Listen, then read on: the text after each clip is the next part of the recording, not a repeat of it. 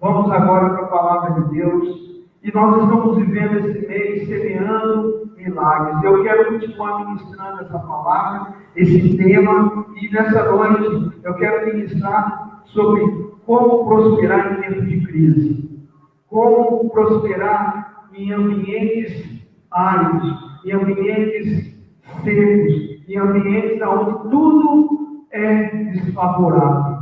Eu quero que você entenda que Deus, Ele é um Deus que Ele nos abençoa. Deus, Ele não é um Deus que envia fome.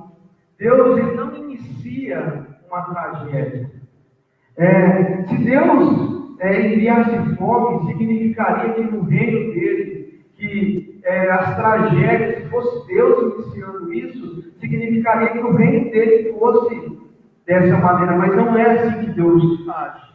Deus, Ele tem para nós abundância, Deus tem para nós providências, entendem isso? Então, muitas vezes nós compreendemos errado que é Deus castigando, que é Deus fazendo isso. A palavra de Deus tem uma aliança conosco. Deus, Jesus, Ele disse que Ele não veio condenar, mas Ele veio salvar. Então, mas, no entanto, muitas vezes, tempos de crise, tempos de falta, tempos de escassez, reflete a manifestação humana, e nesses momentos é onde Deus prova da sua bondade, da sua abundância, da sua majestade, e realiza o sobrenatural em nossas vidas. Isaac, filho de Abraão, ele foi alguém que prosperou por meio do tempo onde houve muita fome. Eu quero que você, se você está na sua casa, abra nesse momento, Gênesis capítulo 26, verso 1 ao 14. Gênesis 26, abra sua Bíblia onde você estiver.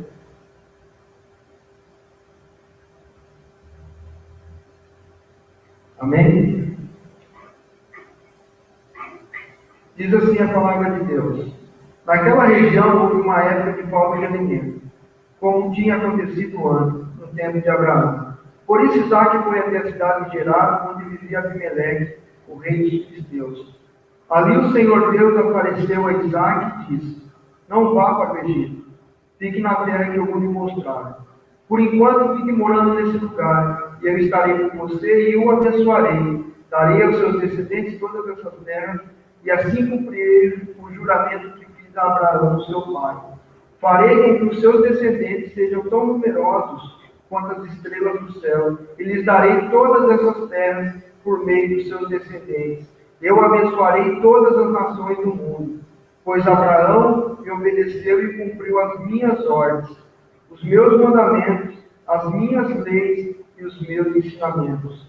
Assim Isaac ficou morando em Gerar. Quando os homens do lugar lhe fizeram perguntas sobre a sua mulher, ele lhe disse que era sua irmã. Rebeca era muito bonita e Isaac tinha medo de dizer que ela era sua mulher, pois pensava que os homens do lugar os matariam para ficar com ela. Isaac ficou ali muito tempo. Um dia Abimeleque, rei dos filisteus, olhou por uma janela e viu Isaac acariciando Rebeca, sua mulher. Então Abimeleque mandou chamar Isaac e perguntou: ela é sua mulher, não é verdade? Por que você disse que era sua irmã? É que eu pensei que me matariam se dissesse que ela era minha mulher, respondeu Isaac. Aí Abimeleque disse: por que você nos fez isso? Um de nós poderia facilmente ter ido para a cama com ela, e você teria feito com que a culpa caísse sobre nós. Então Abimeleque mandou a todos os seus povos o seguinte aviso: se alguém tratar mal esse homem ou a sua mulher, será morto. Naquele ano Isaac fez plantações ali e colheu 100 vezes mais do que semeou, pois o Senhor Deus o abençoou. Ele foi enriquecendo cada vez mais e se tornou muito rico e poderoso. Isaac tinha tantas ovelhas e cabras, tanto gado, tantos empregados, que os filisteus acabaram ficando com inveja deles. Amém? Então, no verso 12, nós temos aqui: naquele ano, Isaac fez plantações e colheu 100 vezes mais do que semeou, pois o Senhor o abençoou. Só que nós precisamos entender que naquela região, como diz a palavra, houve uma época de muita fome, houve uma época de muita escassez. Nós estamos vivendo um momento de muita crise, Estamos vivendo uma crise que tem tomado uma proporção muito grande. Isaac, ele é a semelhança, ele figura, na verdade, aí, a imagem nossa hoje, que é o tipo do crente, do homem de Deus, da nova aliança, não da velha aliança, mas da nova aliança. Isaac, ele não fez nada. Isaac, na verdade, recebeu a promessa que havia sobre o seu pai. Como nós, hoje nós vivemos na nova aliança. Todas as nossas conquistas, na verdade, quem conquistou foi Cristo na cruz. Se você é filho de Deus, se você é alguém que crê em Jesus Cristo, você tem por herança as conquistas de Deus. Então, quando você apenas aprende a entender aquilo que Deus está te mandando, assim como Isaac entendeu, ele viveu o sobrenatural de Deus e ele usufruiu, porque, na verdade, ele estava debaixo da mesma palavra lançada em primeira instância para Abraão, de bênção, de prosperidade, de multiplicações. E nós também temos essa bênção. A palavra diz lá em Gálatas, capítulo 3, verso 29, e se sois de Cristo, também sois descendentes de Abraão e herdeiros segundo a promessa. Então, hoje nós fomos feitos filhos de Abraão. Nós somos filhos de Abraão por termos aceitado. Então, em Cristo, e por isso somos a verdadeira semente de Abraão. Quando nós aceitamos a promessa que havia sobre Abraão, também veio sobre nós. E quando nós aceitamos a Jesus, as conquistas de Jesus, elas recaem sobre nossas vidas. Então, a primeira coisa que nós precisamos entender é: a herança é nossa, mesmo que nós não estejamos na posse dela. Então, Isaac, ele tinha uma promessa que foi feita ao seu pai Abraão. E o seu pai Abraão tinha promessa, mas Isaac ainda não tinha posse daquela promessa. Porém, ele era herdeiro de tudo aquilo que Deus havia prometido a ele. Deus diz a Isaac para ele não descer ao Egito, mas para ficar ali, pois aquela terra seria dele. Todavia, naquele momento, Abimeleque era o rei de Gerar, o lugar onde Isaac habitava. Isso significa que em algum momento Deus iria transferir a posse daquela terra com toda a sua riqueza para Isaac e a sua descendência. Na Bíblia, muitas vezes nós temos essa figura de transferência, crise, momentos difíceis, momentos de escassez, na verdade, significa transição, mudança de autoridade, mudança de possessão daquilo que estava nas mãos de um e agora está sendo transferido para as mãos de outros. Na Bíblia nós temos vários momentos que isso acontece. Nós temos um momento que depois da Páscoa o povo sai do Egito e a riqueza do Egito é transferida para o povo de Israel. Então, nós precisamos entender isso. Não que Deus roube uma nação para dar para uma outra nação, mas Deus ele é o dono de todas as coisas e Deus ele continua reinando sobre todas as coisas. Então, isso, por que eu quero que você entenda isso? Porque isso traz a consciência que a transferência de riqueza acontece em tempo de fome, ou seja, em tempo de crise. Então, todas as vezes aconteceu assim. Deus faz com José da mesma maneira. Leva José para um território de crise, um território de assolação, e transfere para a mão de um homem de Deus toda a riqueza daquela nação, debaixo de uma orientação, debaixo daquilo que Deus havia colocado. Então, o que nós precisamos entender primeiro ponto, amado, entenda isso. Você é filho de Deus. Então, você é herdeiro de Deus. Você tem a autoridade para possuir aquilo que Cristo conquistou na cruz. Mesmo que você não tenha nas suas posses ainda, você é o herdeiro disso.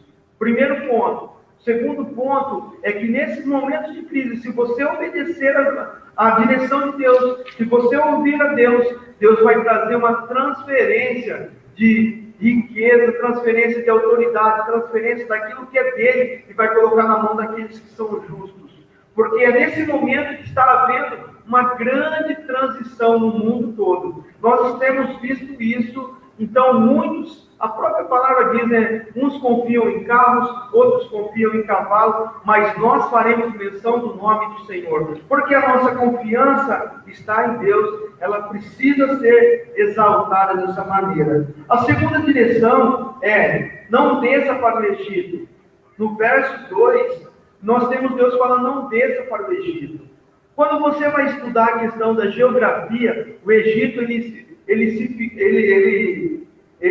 estava numa região geográfica onde havia uma abundância natural muito grande. Os rios, Nilos, abençoava todo e frutificava todo aquele território. Então, a região do Egito era uma região muito próspera.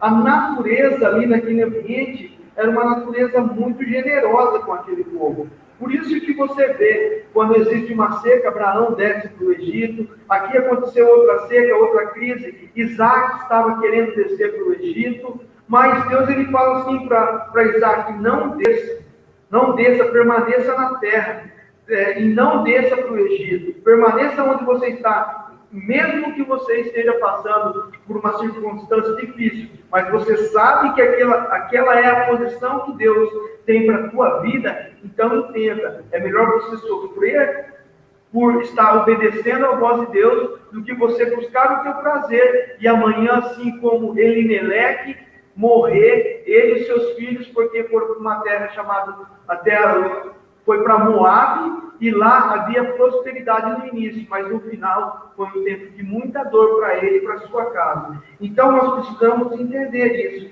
E qual é o significado do Egito?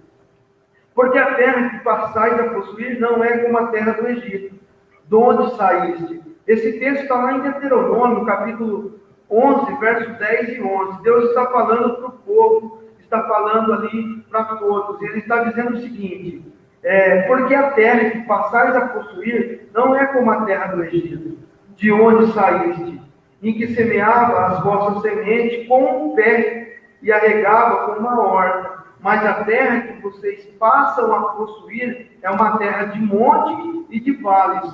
Da chuva dos céus beberás as águas. O Egito é símbolo de uma vida natural, não era necessário esforço. Aquela terra, por si só, ela germinava, por si só, ela dava os seus frutos. A terra do Egito era uma terra muito, muito frutífera. Então, todos que desciam ali para aquela terra não confiavam na dependência de Deus. Eles não faziam menção de Deus. Eles confiavam em si próprio, confiavam na sua força, confiavam na sua capacidade, confiavam naquilo que eles entendiam ser capazes de fazer. Mas Deus ele alerta o povo dizendo: a região pela qual vocês estão a possuir é uma terra de montes e vales. E nessa terra não é como no Egito, que vocês plantavam com os pés. Ou seja, havia pouco esforço e aquela terra germinava por si só. A terra que vocês estão passando a possuir é uma terra que vocês precisarão da chuva. Vocês precisarão de uma intervenção dos céus agindo na terra. E isso, o que isso quer dizer para nós? Então, eles precisavam confiar em Deus. No Egito não havia essa dependência.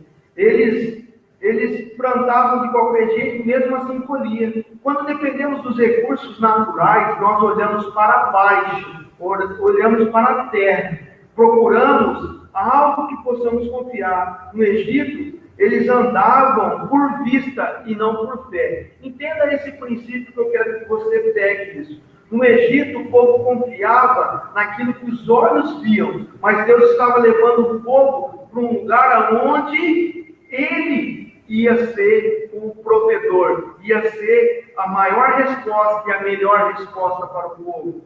Então, nesse momento aqui, o povo olhava e queria andava por vista e não por fé. Mas o que nós temos a entender é isso aqui. No Egito, as pessoas olhavam para o chão enquanto semeavam. Mas em Israel, as pessoas precisavam olhar para o céu, esperando a chuva de Deus. Isso faz com que andemos por fé e não por vista. A bênção acontece quando nós dependemos de Deus. Então, no tempo de crise, entenda uma coisa: não vai ser a sua força, não vai ser a sua capacidade natural apenas. São fatores extremamente importantes, mas precisa haver algo muito maior, que é a posição, que é a obediência com aquilo que Deus está ministrando ao seu coração. Porque se assim for, a prosperidade de Deus alcança você, a prosperidade de Deus chega sobre a tua vida. Então, nós precisamos entender isso, tá certo? Se você anda por vista, você nunca encontrará nada ao redor que vai satisfazer as suas expectativas e lhe trará segurança. O Egito é um tipo de crente, é um tipo de uma ação espiritual que simboliza uma vida natural, temporal, que está preocupado com aquilo que os olhos veem. Então, esse tipo de cristão que anda no Egito, que vive como se vivesse no Egito, que tudo precisa ver, que tudo é por vista e não por fé, é um crente que está vivendo no Egito ainda. Confia muito mais nas suas capacidades do que na providência de Deus, nos recursos de Deus, e não tem a capacidade de olhar para Deus. Então, na Terra Santa, Isaac precisava depender da chuva que vem do céu. Se a chuva não viesse, não poderia frutificar. Deus ama tanto.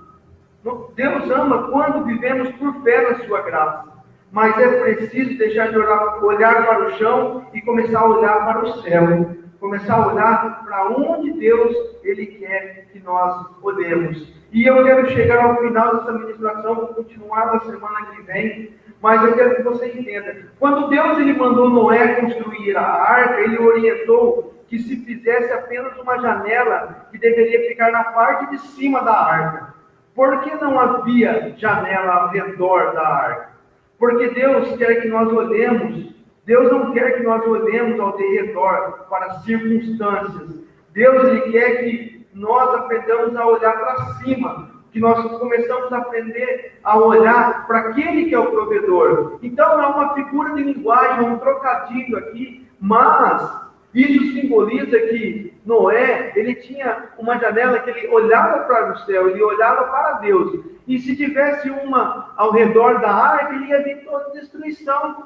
Eu quero fazer uma pergunta para você muito simples. Você tem olhado para a destruição, para a calamidade, ou você tem olhado para Deus? Eu quero dizer que não existe, nesses últimos anos, não existe uma condição melhor e mais motivadora ao homem, mesmo que seja por meio da dor, fazer com que ele mude o seu olhar. Esse é o momento aonde você precisa começar a olhar para o céu, aonde você precisa começar a olhar para a providência que vem de Deus. Se você continuar olhando para as circunstâncias, se você continuar vendo as desgraças, se você continuar vendo tudo que está acontecendo ao seu redor, e você viver por cima disso, você vai se desesperar, você vai ter um grande impacto na sua vida. Então entenda uma coisa: Deus Ele quer que eu e você aprendamos a olhar para o alto. Deus Ele quer que nós aprendamos a verdadeiramente a olhar para aquele que pode prover, aquele que pode fazer com que as coisas aconteçam.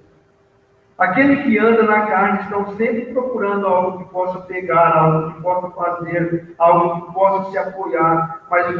Mas os que dependem de Deus se sentem vulneráveis. Mas são esses que experimentam a bênção, pois somente eles exercitam a fé. Não vá para o Egito, não ande por vista, procure meios de como depender de Deus. Essa é a melhor forma de nós vencermos na terra seca, no tempo de crise. Então eu quero dizer para você, você precisa semear, você precisa lançar a sua semente, mas se você tiver condicionado os seus olhos pelas circunstâncias que estão ao seu redor, ao lançar a sua semente, você vai ser frustrado. Por quê? Porque talvez ao redor vai estar dizendo: não lance, não faça isso, não faça aquilo. Mas se você olhar para Deus e entender o sinal, você vai verdadeiramente prosperar em um território onde muitos têm se sucumbido, muitos têm se afogado. Então entenda uma coisa: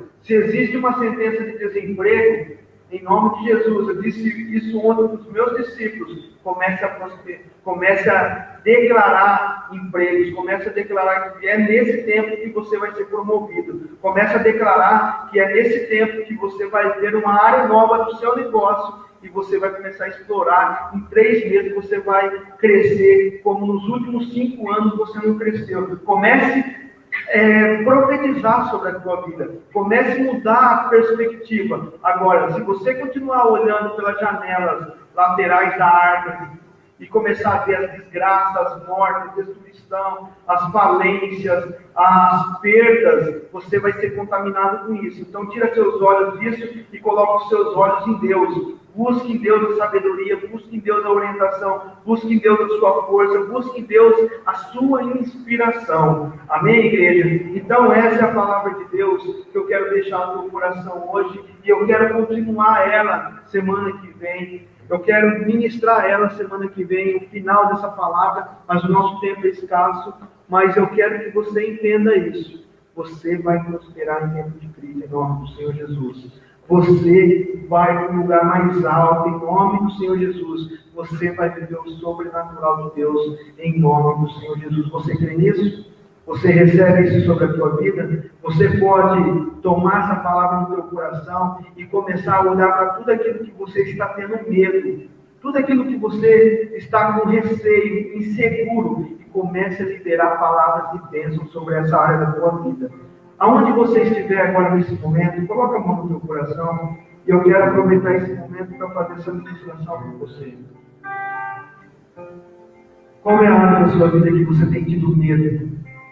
Qual é a área da sua vida que você tem sido inseguro? Qual é a área que você fica pensando, isso vai me atacar, isso vai chegar à minha tenda? Jó fala algo muito interessante: aquilo que eu temia me sobreveio.